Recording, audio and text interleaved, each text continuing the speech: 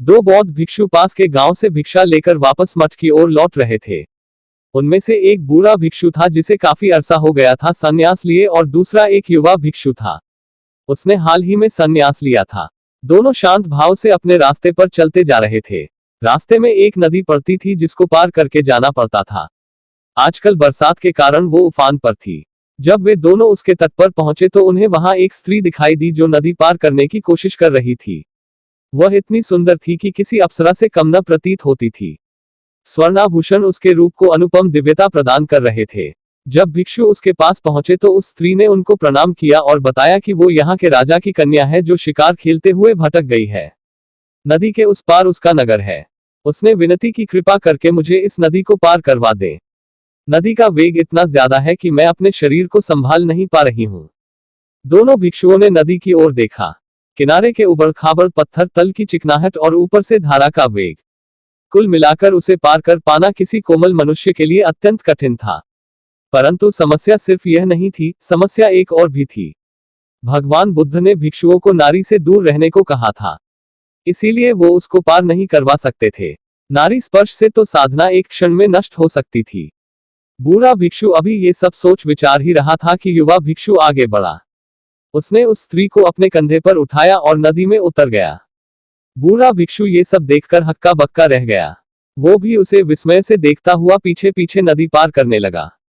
युवा भिक्षु दूसरे किनारे पर पहुंच गया। उसने स्त्री को अपने कंधे से उतारा और उसे विदा दी। वह स्त्री भी उनको प्रणाम करके चली गई। युवा भिक्षु शांत भाव से मठ की ओर बढ़ने लगा। पीछे पीछे बूढ़ा भिक्षु भी तट पर पहुंचा। पहुंचते ही उसने युवा सन्यासी को उपेक्षा के भाव से देखा। बूढ़े भिक्षु की आंखों में क्रोध और दुर्भावना थी। उसने युवा भिक्षु की तरफ मुंह फेरा और शीघ्रता से मठ की ओर पांव बढ़ाने लगा। आवेग में चलते चलते वह विचार कर रहा था कि देखो, एक हम हैं जिन्होंने इतने साल तक अपने ऊपर किसी स्त्री की परछाई तक नहीं पड़ने दी, और एक ये है आजकल के युवा सन्यासी।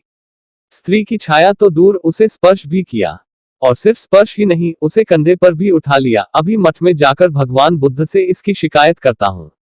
ऐसे नीच को तो संघ से ही निकाल देना चाहिए, और भगवान बुद्ध से भी ये आग्रह करूंगा कि आगे से इन युवाओं को दीक्षा ही न दें। ये अपने ऊपर संयम तो रख नहीं सकते। यही सब सोचते विचारते मठ आ गया। वह तेजी से अंदर गया और भगवान बुद्ध से भेंट करने उनके पास गया। बुद्ध शांत मुद्रा में एक वृक्ष के नीचे बैठे थे।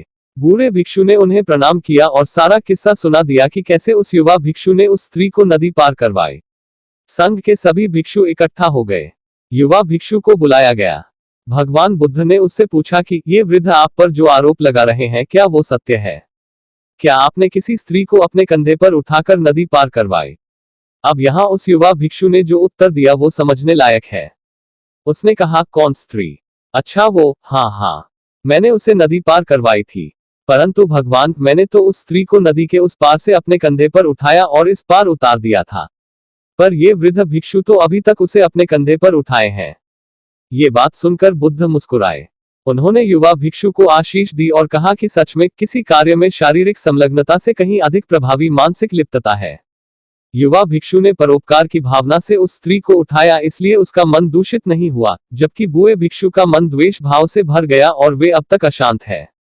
सारी बात मन की है, अंदर की है। युवा भिक्षु उस स्त्री को कंधे पर उठाकर भी उससे मुक्त हो गया और बूढ़ा भिक्षु उस स्त्री का स्पर्श किए बगैर भी उससे बंध गया।